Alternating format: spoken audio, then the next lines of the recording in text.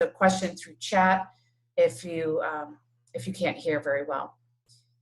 Let's see. All right, so how do you become an exceptional club coach? That's what today is all about. And it's also about making sure that when we're working with club coaches, that we can help guide them on how to do a better job. Now, your district really impressed me. I went online last night, took a closer look at the club coaches that are assigned. You have quite a number of club coaches. I see a lot of you already online today. Fantastic. I also see that you've got some clubs that need club coaches, but most of the clubs that are 12 members or less actually have club coaches assigned already. We're going to take a closer look at that. All right, so first let's talk about what exactly is a club coach and what is coaching in general. The coach is responsible to help guide individuals to perform better. So in this picture, we see a young boy getting some guidance on, not on his hand where he's going to be catching the ball, but on the other hand. Sometimes we don't realize the impact of certain things that we're doing that is hindering our performance, and it might not be obvious. So this is where a coach comes in and they guide us on what enables us to be successful with our performance. And we need that. So when we're working with a club coach in Toastmasters, it's the same thing. The club coach is guiding the leaders on how to improve their performance.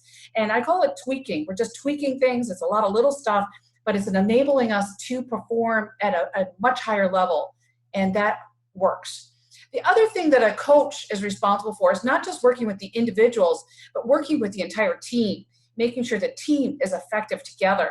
And so the same thing with a Toastmasters club coach is that our job as coaches is to make sure that the team is working effectively. If it's not, we need to address it. And that is our responsibility.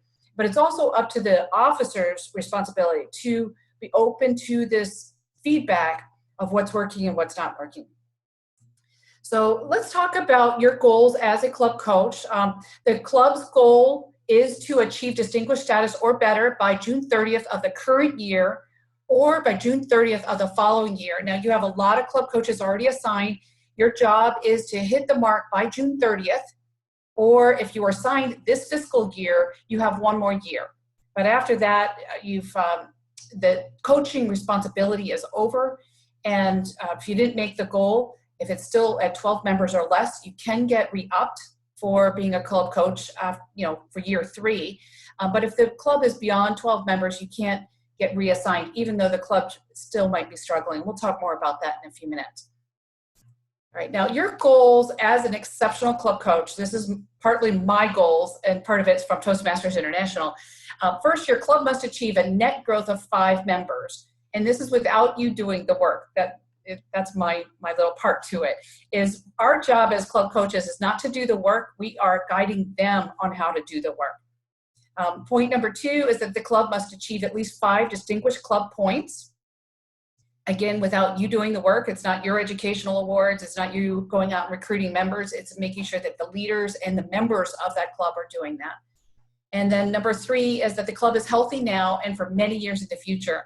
I don't know about you, but when I look at the dashboard and I see that the club that just achieved distinguished status is back on the unhealthy status, I just go, oh, that's painful, because we already spent so much time working with that club, making sure that they are going to be successful, and yet they're not. So this is a really important part of my job as a club coach, is to make sure that they will be successful, not just this year and next year, but into the future. And I work very hard to make sure that that happens.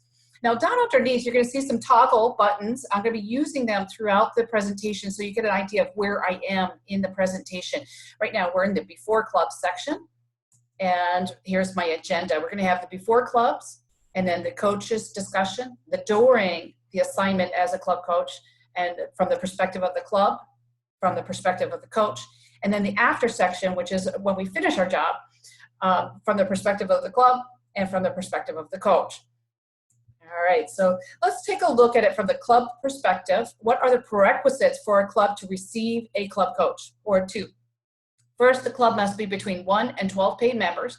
It can't be at 0, and it can't be at 20. I know that there are some clubs out there at 19 and 20 people that say, oh my gosh, we're so struggling. We need a coach. Yeah, but you're not eligible to receive an official coach. You can be receive an unofficial coach, which is somebody who volunteers unofficially. But that's not our focus today. Our focus is going to be on the clubs that are between 1 and 12 paid members. The club is eligible for up to 2 coaches. So if one coach is assigned, you can get a second person assigned as well. And then the club membership must ask for the club growth director or the district director for a club coach. And ideally, that club coach is saying, yes, I'd like to coach that club. And the club is saying, yes, we want that particular club coach. Now, the area director for the area directors and the division directors on the phone call today, the area director should let officers know that they are eligible to receive a club coach, assuming that they are, because a lot of clubs, they're struggling, and the part of that is they don't even know that they're eligible to receive a club coach. Nobody's ever told them that before. So our job many times as a district leader is to guide them to say, hey, you're eligible. Would you like one? And pointing out the reasons on why they want to consider having a club coach step in to help them.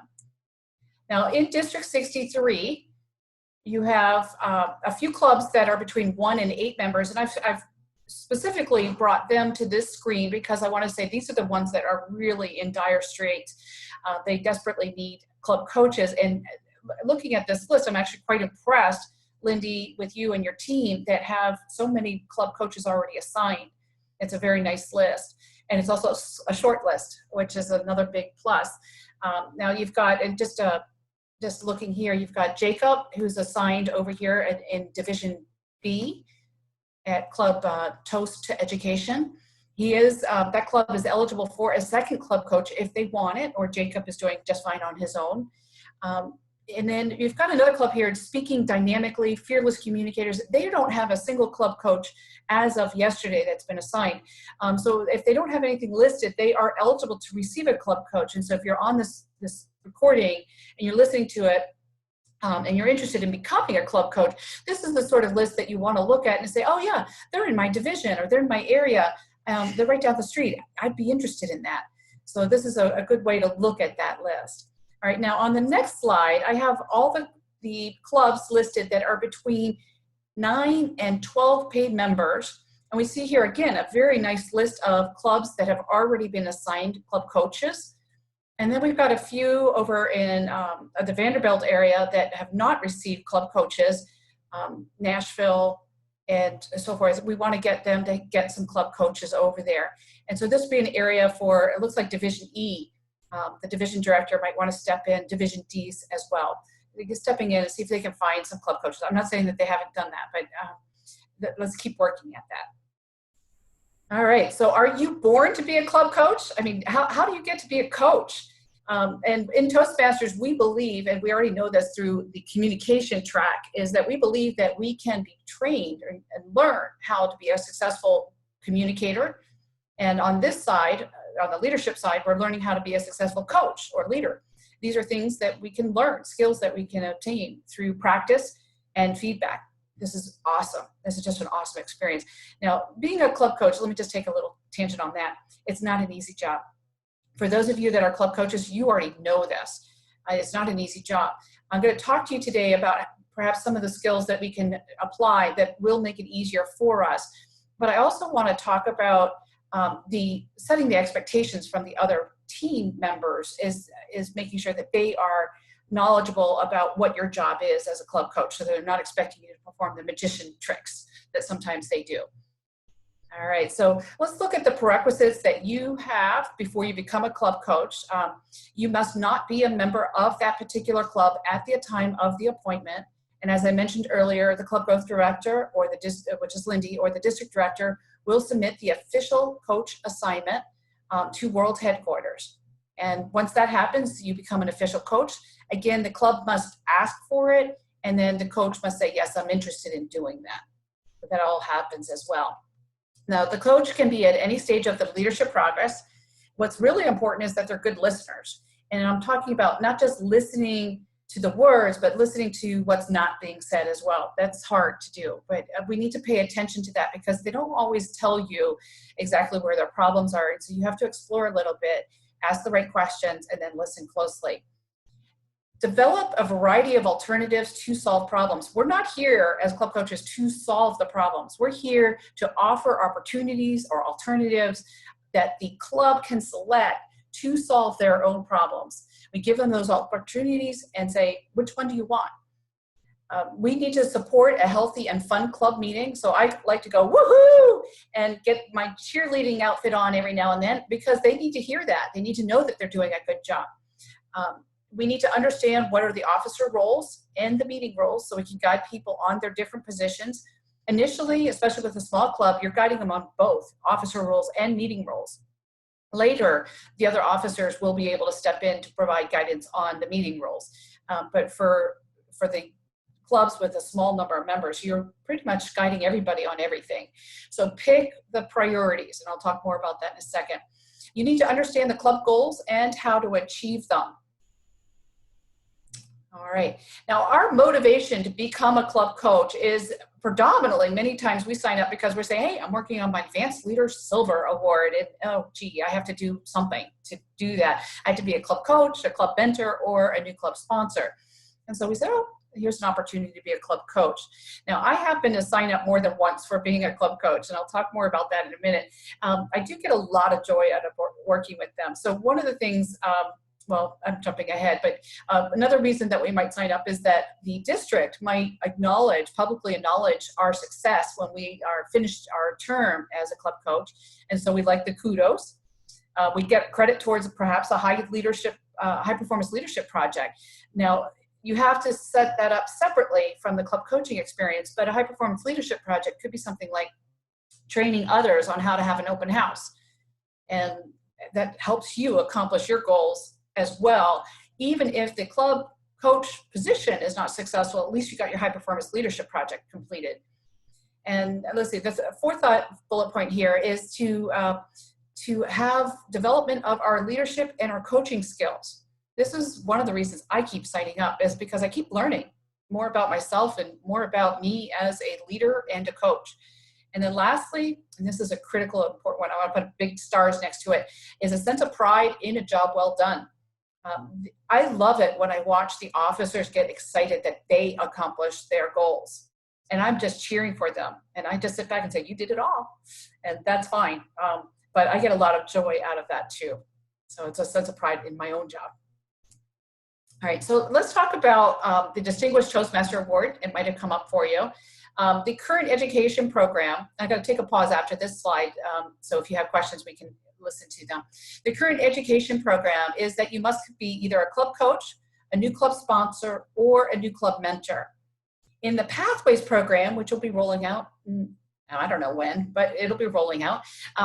The Pathways program has separated this into two different segments, and we must do one responsibility in those two segments. In the first segment, we can be either a club coach or a new club mentor. The new club mentor is the 6-month assignment after the club charters. The second segment is that we must be either a new club sponsor or conduct a speechcraft project or a youth leadership project.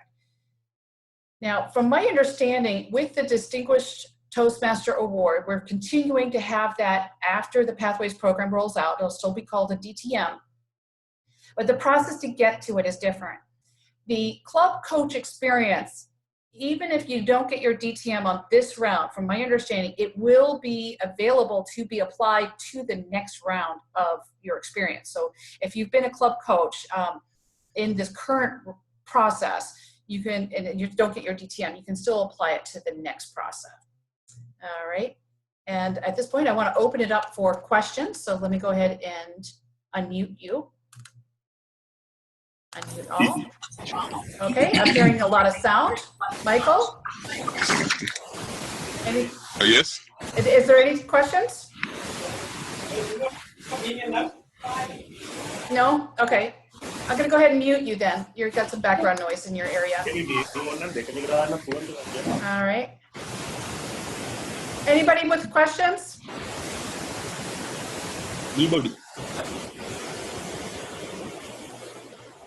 Anybody with questions?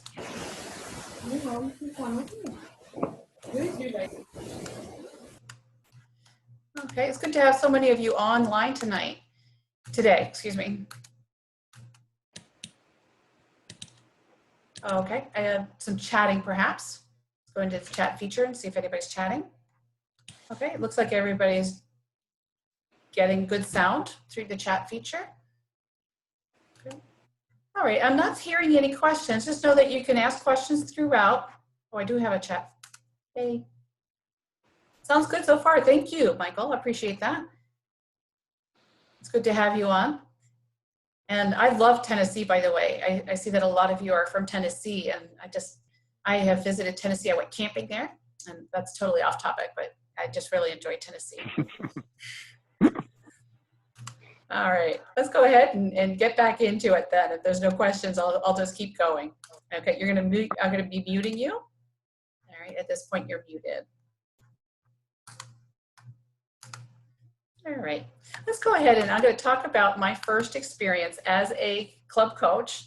I had just been assigned as an area director. Well, back then it was the area governor. And my predecessor said, come with me. We're going to go visit one of your clubs. And they're all the clubs are in perfect condition. Don't worry about them. So we get down to, it was a 45-minute drive for me to get to this one club. And it was called Insights of Brighton. It was just a great location, but they had some problems. And when I got there was only 3 members there.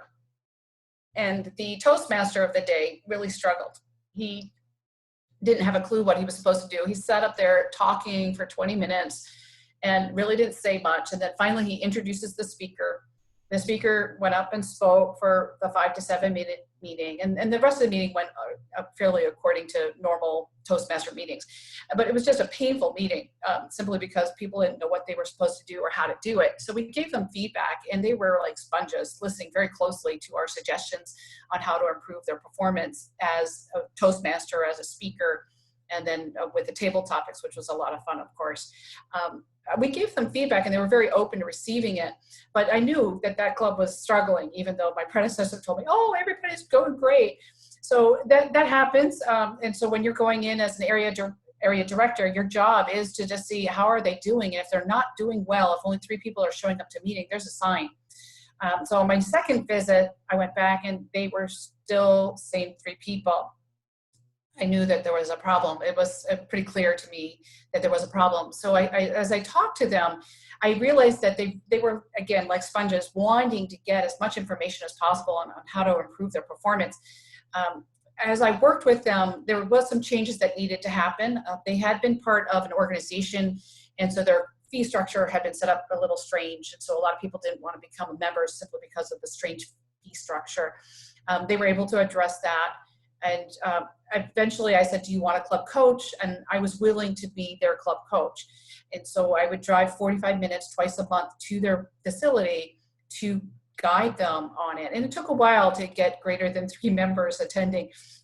But I continued working with them. As I told you earlier, you have up to 2 years after the assignment to be successful. Well, I was not successful in the 2 years. It just wasn't enough. And so by this end of the second year, I think we were finally at 13 people.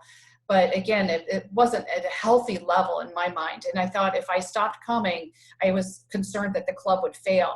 So I continued working with the club, and it took me 4 years, but they finally hit distinguished status. And I made it my choice to stay with them that long. But when we finally hit distinguished status, I'll tell you, it was quite the celebration. And it was just an amazing, beautiful time to watch these leaders. And out of the 3 people, 2 of them stayed with the club all the way through. Their growth was phenomenal. Both of them became presidents of the club at different points, and their growth was just phenomenal. So when I'm working with clubs to decide whether or not they're interested in getting a coach, but whether or not they are for me as a coach, do I want to coach them? I look at, are you willing to learn? And this is not just for the few officers, but all of the membership. Are they open to receiving the feedback? Are they working the manuals? Are they receiving feedback on leadership? Are they interested in receiving a club coach? There's sometimes a stigma about being a club coach, is that coach will come in and change our personality. They're going to change the way we do things, and it's not going to be a happy marriage. that's not our job as a club coach, is to make changes, major changes to the organization. We tweak it and we guide them on the changes that might be in their best interest. But it is a club decision. It's not a coach coming in and dictating what happens or what should happen. And then lastly, I want to know, am I willing to make this long-term commitment? Because after my experience with Brighton, I did decide that from now on, I'll stay with that club even after they become distinguished. I stay on usually because the Distinguished Club program is official as of July 1st. Those leaders are brand spanking new, the new elected officers. I usually stay with them for a little while longer, maybe a couple months, just to make sure that they're comfortable in their roles and they're understanding what their job responsibilities are as that officer. Okay, for your visit, when you're visiting a club, you're going to see a lot of different things out there. I have seen some club coaches go in and be overwhelmed with the amount of work that's needed by this club, and it can be absolutely can be overwhelming.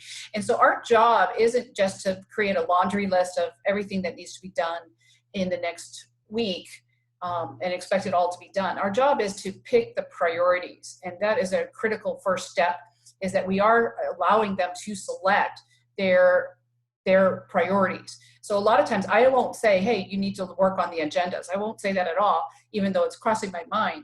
I will let them come up to that realization, oh my gosh, I think we need to work on our agendas. They're not doing what we need them to do. And then I'll say, oh, good, I'm so glad you're bringing that forward. Let's go ahead and work on that now, since you're seeing that as a problem. And then I'll guide them on how to work on the agendas. So I let them pick the priorities. Sometimes I will step in to say, I noticed we didn't have any guests today. We need to have guests every meeting. I mentioned that one a lot. That's one of my feedbacks that I give to officers a lot, is we need to continue to invite guests to become members at the meeting. So sometimes I've seen coaches come in and I've seen a couple things not work well. One is that the coach will come in and try to do everything for the club.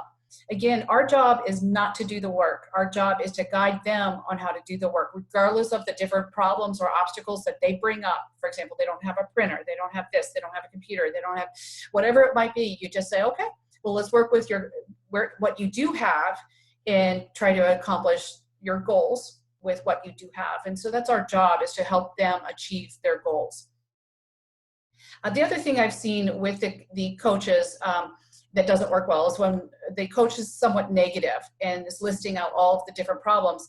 Just remember, we have to pick the priorities and celebrate every accomplishment, because they need to know that they're doing a good job. They need to hear it on a regular basis. But our job is not to be always a cheerleader. That's the third point, is we can't always be a cheerleader. We do have to, on occasion, say, that didn't work.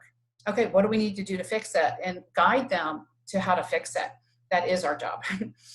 All right, so why do clubs fail? There's 4 predominant reasons why I think clubs fail. The first one is the leadership. They're not willing to lead. And if they have to be open to that leadership, and hearing the feedback is an important part of being a successful leader.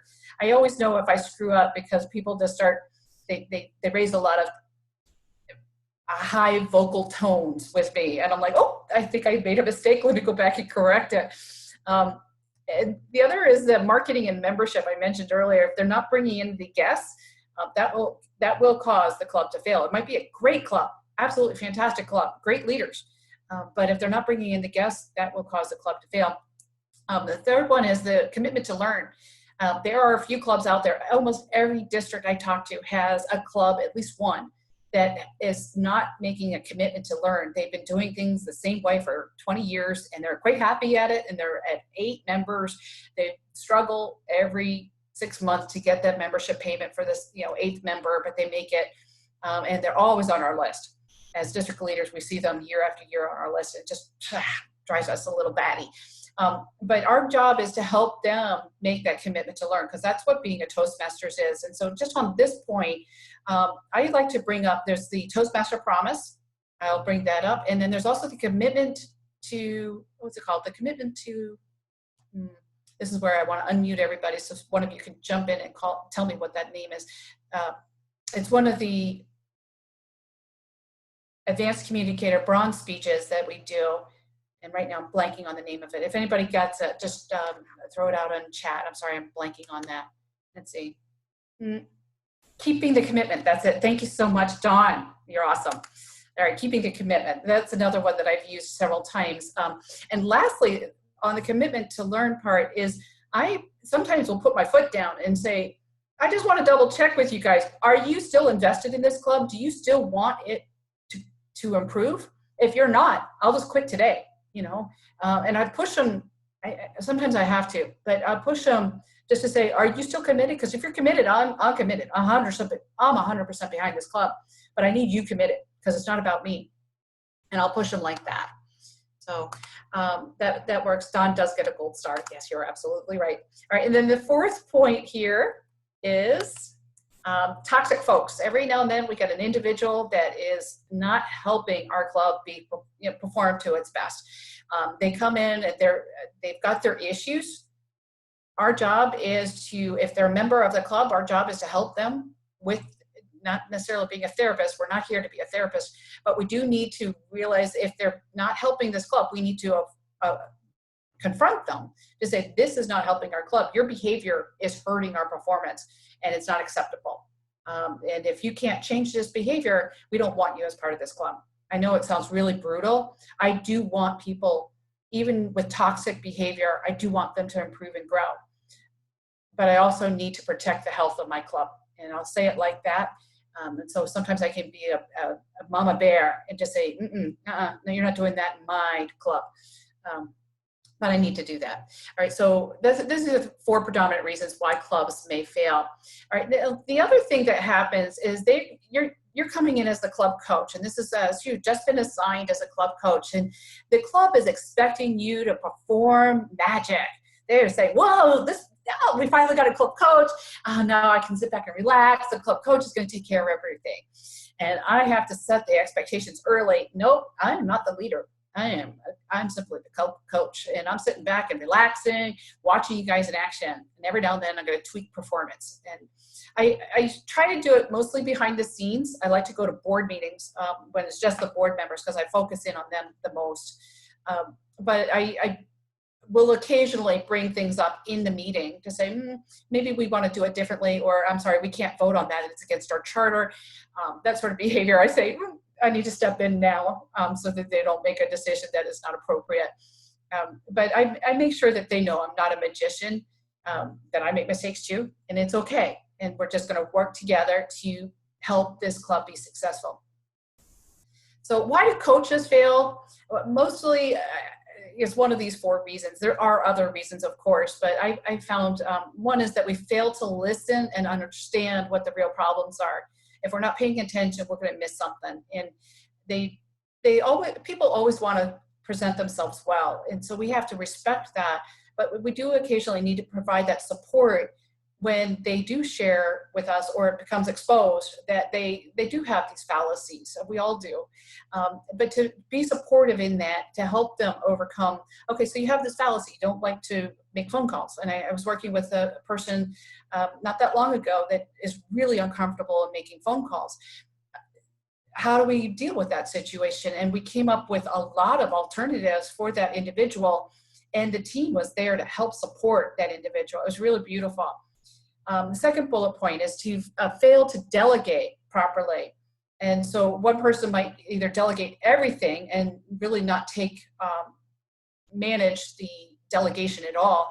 And the other person might be too domineering, that they're demanding everything to be done. Oh, I'm sorry. One is to be domineering. The other is that they're trying to do everything and not delegating anything. Both of them will cause problems, especially if they're the president or high-level officer. All right, the third bullet point is that they're failing to determine alternatives. Remember that many times people don't see the alternatives that are really available, especially in struggling clubs. In new clubs, newly chartered clubs, they see a wide open horizon and they can do almost anything. But in struggling clubs, a lot of times they have on this very narrow vision, and they don't see that they can do things differently than they've always been doing it. And so helping them determine those alternatives is a critical part of our job. And then lastly, I mentioned this already, we can be too positive or too negative, and both of those will hurt the club. So what is our job? All right, now here is the various stakeholders that come into play with our, I want to just double check. Is there any questions at this point?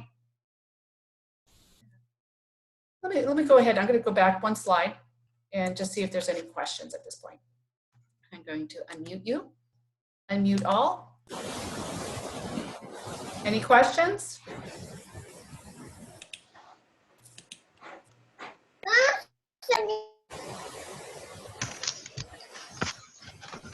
We got a young coach on this line, don't we? All right. You guys are being somewhat shy with me, I think.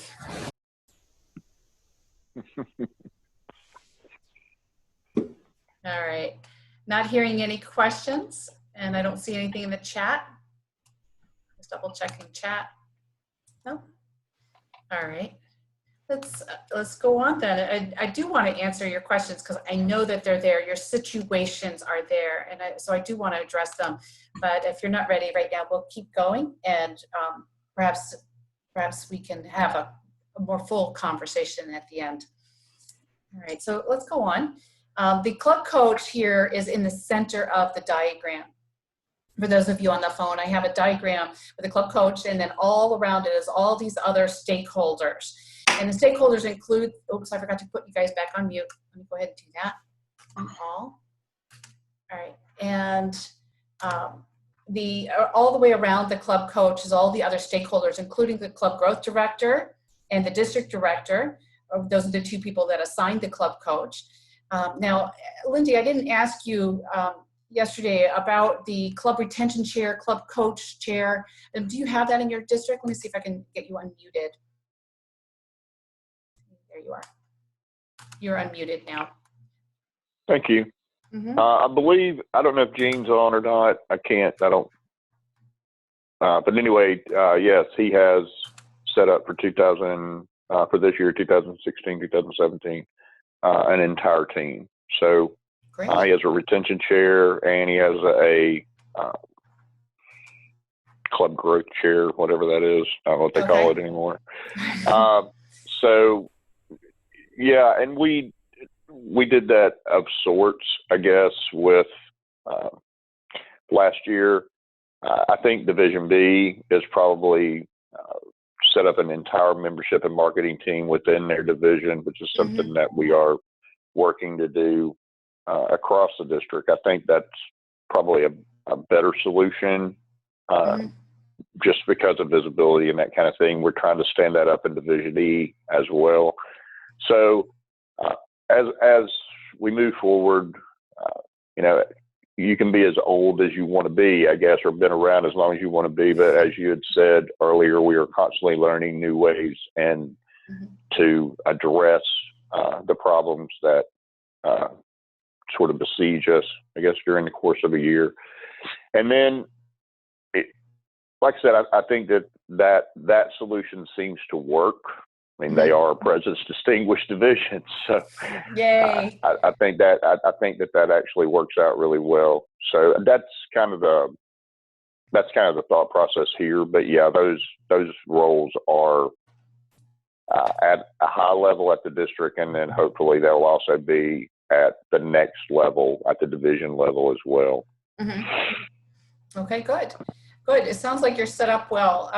But let me define the roles a little bit. So for those people who are not as familiar with them, I'm going to focus in, again, we're focusing on the club coach side, so I won't talk about the club, you call them growth director. No, you are the club growth director. I don't know what you call that person, but I'll focus on the club coaching side. So we have the club retention chair, which is a person who's already helping clubs that are greater than 12 members, making sure that they continue with their membership renewals and that sort of thing. And then the club coach chair is a person who's focused specifically on club coaches. And they are helping guide club coaches. It might include training of the club coaches, similar to bringing in people like me to talk to the coaches on a regular basis. Maybe having conversations where they're having dialogue about the different problems that they're facing, just so that they know that they're not alone, because you're not alone. You have lots of support system. That's what this picture is all about. Now, I've also listed the division director and the area director on this chart. because they're critical as well. The area director and the division director are looking for future club coaches and clubs that need coaches and asking whether they need the coach. But if an area director is unable to find a club coach, reaching out to the division director can be a helpful avenue to say, I can't find a club coach and I know this club wants a coach. But your job is really to outlook and look for those club coaches. Some of the people that might be, well, there's lots of good people. Immediate past presidents, this is a good time to reach them, is saying, oh, gee, I see that your presidency year as a club president is ending. What are you going to do next year? You want to be a club coach? All right, just throw that out there. All right, and then we have our club guests, club members, club officers. Each of these people are interacting with the club coach. Again, the club coach is trying to let the officers do most of the work and the connection with the individuals, but there's a lot of back and forth with those groups. Now, this group called past coaches is also another big plus, is let's look at the people that have been successful as club coaches. What did they do? Let's bring them in on a phone call or a dialogue to get trained from them. What sort of struggles did they face and how did they address it? Now, lastly, up at the top, I'm mentioning here your community, your job, your family is not on this list, but it should be. All of these people are impacted by your success and your learning as a club coach. And guaranteed, no matter what, you're going to be learning, and you have been learning as a club coach. We don't always expect what we're going to learn. Sometimes we're like, oh, I didn't know I was going to learn that at all. I didn't have it on my bucket list, but we learn it anyway. And so you as a club coach are not alone. You have lots of resources to reach out to. I've mentioned also here, Toastmasters International is always there for you. Pick up the phone if you need to, or send them an email, and they get back to you fairly quickly. It's been a pleasure to work with them. All right, let's go on to the next slide. All right, so resources. You have lots of resources available to you. I'm listing some of them on this chart. How to rebuild a club, number 1158. I'm just realizing I have them with me. Let's see. I don't have them at my fingertips though. Let's see, number 2 is Distinguished Club Program and Club Success Plan. This is guiding you on how to do a club success plan and also to achieve your club DCP. And then number 3 is Successful Club Series, How to Be Distinguished Club, number 298. I'm sorry, 299A, that was hard to say. And First Class Club Coach, I liked this one, this document is number 218F. And the next one, Leading the Club to Success, number 13131. That one I love to say. It's part of the club officer training materials. And just because it's not specifically catering to club coaches doesn't mean it's not relevant to you. There's a lot of good material out there that's catering to other things, like club officer training, that might be very relevant to you. And then the last point here, second to last point here, is the dashboards.toastmasters.org. If you haven't checked that out, please do so.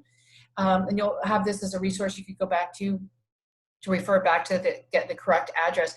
But this dashboards, if you're wondering where I got the data from that I created for this webinar, specifically targeted to your district, I got it through the dashboards. So the dashboards gave me the information on which clubs are eligible to receive a coach, and it also gave me which clubs have already been assigned club coaches. I married the two lists together. And then lastly, we get a club coach pen that we can wear proudly when we go off to whatever event we're at. It could be a club meeting or a district event. So now I'm putting red stars next to the items that you will get once you are officially assigned by Lindy or the district director. Once you're officially assigned, it will come in the mail to you from Toastmasters International. And so you'll have this material at your fingertips. You can read it and get familiar with it. All right, now I'm in the after section, and in the after section, once we have completed our requirements of Distinguished Club Program, the net growth of 5 or more members to that club in a fiscal year, and we're sitting there feeling rather proud of ourselves. What do we need to do to ensure continued success? Because remember, that's one of the things that I really cared about. And I know you do too, because you just spent all this time and energy trying to help this club get over its hump. So my suggestion is that you continue with the succession planning, making sure that the incoming leaders know what they're supposed to do, guiding them with their new jobs. Again, I stay on for a little bit longer, maybe a month, maybe 2 months, maybe 3 months, just to make sure that they're feeling comfortable. And always, I like to reiterate, I am still available, even if I'm not coming to your meeting on a regular basis. Reach out to me. I'm happy to be there for you. And I do have some of my past clubs that reach out to me and they say, we missed you, Carol, come on back, which is always it's a beautiful thing, you know, the joy that they share. Let's see, the leadership list, make sure that they get that submitted on time, and the distinguished status, making sure that they're aiming for that for the following year. And then lastly, make sure that leadership team is strong, and or they're about to be strong, because you want to make sure that they understand their role and that they're going to be successful in that role. Now, I want to say that it requires all of us for you to be a successful coach. All of us are teaming up and helping each other so that this club will be a success.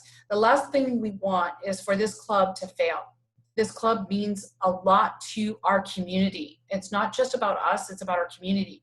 So when there's somebody that's saying, I need Toastmasters, and I think I need Toastmasters, but I don't have a club in my community, or it's not at a convenient time. And if we lost this club, that hurts not just the members of that club, it hurts the community that the club is around. We want that club to be successful. That's why we're signing up to be a club coach, is because we know that Toastmasters offers people the opportunity to grow and to improve the world around us. That's what we want. At this point, I'm going to go ahead and unmute all of you again. Let's see, that's this button over here. And if you want, you can use chat. At least I see one chat feature. Christy. Out of the country.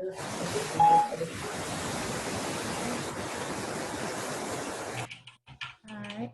Got a couple people that I had to mute again because you're got some background noise. Christy says, how have you addressed situation when club officers think becoming a distinguished club is not important and the district overly focuses on club membership growth? Yes, we do. We do focus on club membership growth. Sometimes I struggle with that myself. Chrissy, great question.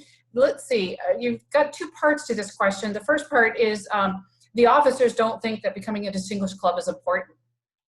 Right. When you became a club coach, all right, Christy, are you a club coach now? I don't remember you. No, I'm not. Oh, okay. All right. Okay, when a group of officers, so I'm going to assume that you're a member of this club, that the officers are thinking it's not important. Is that right? That's right. Okay. I used to be part of a club like that, and the officers did not think it was important at all. I didn't know it was important. I was still fairly new as a Toastmaster at the time. Well, I don't always have the right answer here, Christy, but my suggestion, and this is what happened later, is we got the right people in that did start to care about becoming what we call a healthy club. And this is the way I say it now, is how do we become a healthy club? And healthy is defined in a lot of different ways. You can be 8 members and still be a healthy club in some respects, all right? And but is it enough members? Is 12, you know, if you're at 12 members and you're happily at 12, is that healthy? And suppose a couple people leave, because we always have people leave. Are we going to get a couple more people back in return? We don't, it just makes me nervous when we're that low in membership, or that we're not working the manuals. And the whole point of Toastmasters is that we're growing as speakers and leaders. And if we're not working the education program, that's a problem as well. I try to frame it that way. And now with your second part of your question, you said it's that the district is focusing or overly focusing on membership growth. It is true. We do focus on membership growth because we know people continue to leave. But I want to phrase it in a different way. And I don't know how you feel about this word, but the word sales comes to mind. We are always selling ourselves. And I'm going to frame it that way, because when I'm looking for a job, if I am looking for a job, or if I'm looking for an opportunity, I want people to buy what I'm trying to offer them. And I want the people to be convinced that I have the right solution if I'm presenting a solution, let's say, for a particular problem at my organization. I want them to be persuaded. How do I persuade people effectively? Well, this is a skill that requires practice. And I find it personally easy to sell Toastmasters. It's sort of like selling Girl Scout cookies. People love to buy Girl Scout cookies. And I had such an easy time. I never understood it until later. I was trying to sell something else and nothing was selling. I'm like, oh, it's the cookies. I don't know. I think we have an opportunity to practice these skills, which is a sales skill. And I hope nobody's offended by the word sales. I'm personally okay with it, but I know it's not necessarily a happy word in today's world. I don't know why, but Chrissy, am I addressing your questions? Yes, thank you very much. Is there a further question on that? No. Okay. All right. Is there any other questions? This is Jimmy. I have a question. Hi, Jimmy. How are you today? I'm doing great. Thank you. Okay. How do you get people unstuck from the past? And Unstuck.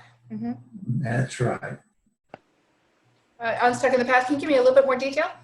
Well, they say we've done this in this club for so long this way, and it's always worked, or we just got to do it that way.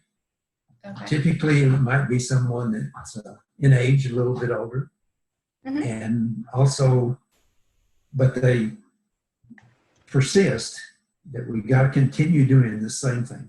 Right, right. When I was signing up for Toastmasters, I signed up for an advanced club.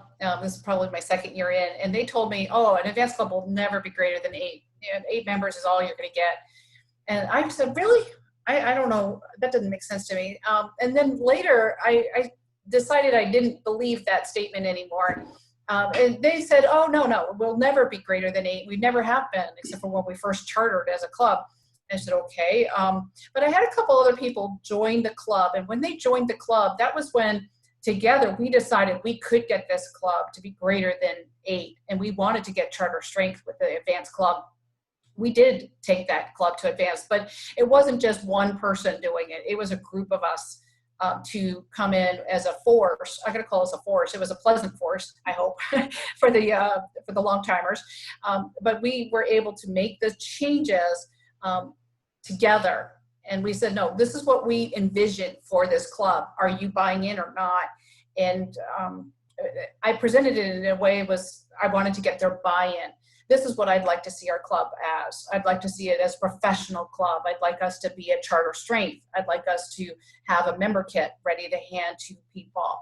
I'd like us to have name badges. I'd like, it's not just me, but it's the group of us that were interested in making this a professional club. And by getting buy-in, that really helped. And establishing that vision, the vision of what we want as the perspective of the club. Now, I'd like to also counter this with your point of we've always done it this way and it's always worked. Sometimes that I'm fine with that, just keep doing it. But if it's not a healthy behavior, if it's hurting the club in some way, you've got to find a way to point out how it's hurting the club, guiding them in that manner. Jimmy? That's a fine answer. Thank you. It's a fine answer. Okay, maybe not a great answer, huh? I'll keep working at it, Jimmy. Other questions? Hey, Carol, this is Don. I have a question, please. Hi, Don. Hi.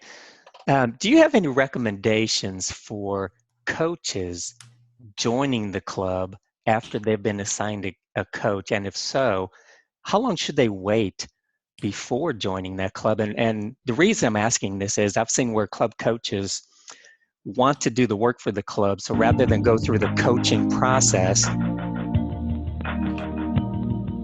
Let me put that person on mute. Sorry about that. That's okay. So the reason I'm asking this is rather than the coach going through the coaching process, they feel that if they go ahead and join the club, then they can do the work for the club to get them distinguished. What are your thoughts on that? Okay. Well, first, the club coach can't be a member of the club until, and you already know this part, until they've already been officially assigned as a club coach.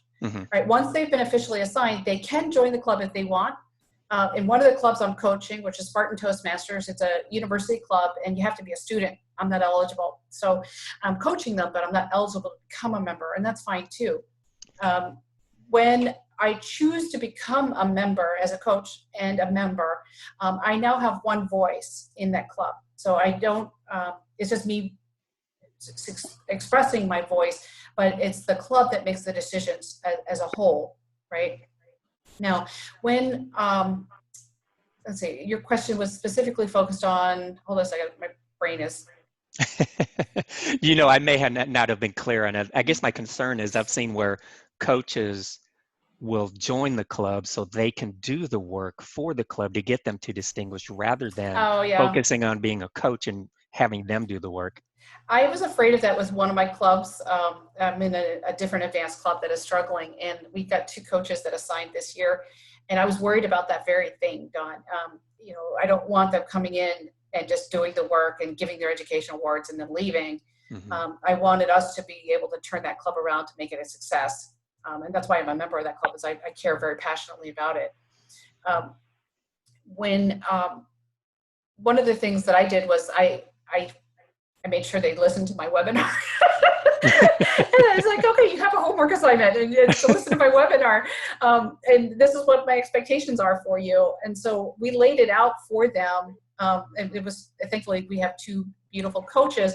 We laid it out for them of what we are looking for and why I wanted to make sure that well, it so happened we're not going to hit Distinguished this year, which actually is a good thing in my mind. It actually pushes them to say, no, we're going to continue for next year. They got another year in. And I hate to say it like that because I know club coaches, a lot of times they just want to be done with it. They say, okay, I did my responsibility, I'm done. And if it was an easy responsibility, that's great. And there are times, I go in, I was a new club sponsor for a club that is a breeze to charter. And those are nice, but my responsibility still is to make sure that the club is successful. And that's what I want as a club coach. And that's why I added my little caveat, which is I want to see that it never makes that list again of being a struggling club, at least for the next 5-10 years. I don't want it on that list again. That's my goal, Dawn. Okay. Thank you, Carol. Appreciate it. Hi, Bert. I see that you've added on the chat line. It says, or they hold their membership to get them distinguished and don't join if it looks like they will become distinguished. Oh yeah, it's playing around with things, isn't it, Bert? I did have one club ask me, can you sign up to be a member just so that we hit distinguished? I'm like, that's not the way I work. Yeah, we have to have our integrity in here. And if the club isn't at the distinguished level, even if it's off by 1, I know it's painful. It's really, really painful, but it just means that we have to work harder for the next year. Hey, just to tag on that, Carol, I think that when you talked about the Toastmasters promise, I think that's what you have to look at when you decide you're going to do that. If you can uphold what you are promising to do for that club, then it's okay to join. But if you're joining to be a number and you don't really plan to be a member and do the things that a member is supposed to do for a club, then again, I think it goes back to, this integrity question around that. So I think that as a coach, we should specifically be very cognizant of the fact that if we are going to join that club, then we need to join that club as a member and be willing to uphold the promise that we made to that club. Absolutely. And keep in mind also that Toastmasters does recommend as a coach that you join to demonstrate your commitment to that club. That's one of the things they say in the coaching material. Thank you, Stacy. Excellent. Good point, Stacy. Anybody else?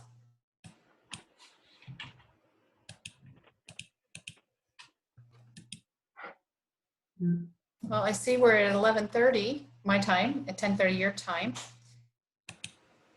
I've got my email address down at the bottom here. It's Carol, C-A-R-O-L, @msu.edu. So if you have additional questions or you need some additional support, by all means, reach out to me. I do know that the club coaching experience is not an easy one. I keep signing up for it because I keep getting things out of it. But even last year when I was coaching a different club, I struggled. And thankfully I had an area director that listened very nicely to me and provided some supporting comments that allowed me to walk away feeling like, okay, I'm making progress, even though sometimes I get a little frustrated with it. And that's why I want to emphasize again that you have a great team here in District 63. You have a great team. And so just keep working out. If you need to, reach out. You've got the support. I'm, again, very impressed with the number of people that you have online this morning at bright and early. So thank you, Lindy, for inviting me. Paul, thank you so much for inviting me. It's been a pleasure working with you. Well, thank you, Carol. We certainly do appreciate you coming in and giving this presentation to us. I know that I took away some aha moments in the midst of this. So it's a good learning experience for me. I hope everyone else enjoyed this as well. And thank you for giving us your time this morning. Mm-hmm. You're welcome. You're welcome to come to Tennessee, camp, or stay a while. Oh no. Did Dave not have the camera covered? Oh, Bert. All right, you guys have a great day. Thank you, Jimmy. Thanks, everyone. Thank you. Thank you. Have a great day. Okay, I've stopped the recording.